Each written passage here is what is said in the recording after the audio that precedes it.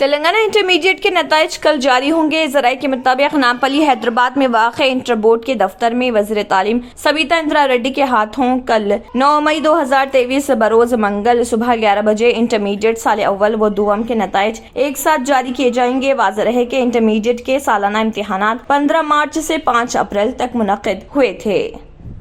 اب آپ کو گردے میں اور پتے میں پتری یعنی کڈنی سٹون یا گال بلیڈر سٹون ہونے پر نہیں ہے گھبرانے کی ضرورت۔ شہر حیدرآباد میں سالوں سے اس علاج کے لیے خاندانی سلسلے سے چلا آ رہا ہے بھروسے مند نام RS یونانی فارمیسی، جہاں پر خاص طور پر پتے میں موجود پتری اور دوبارہ پتری نہ ہونے کا کیا جاتا ہے مکمل علاج۔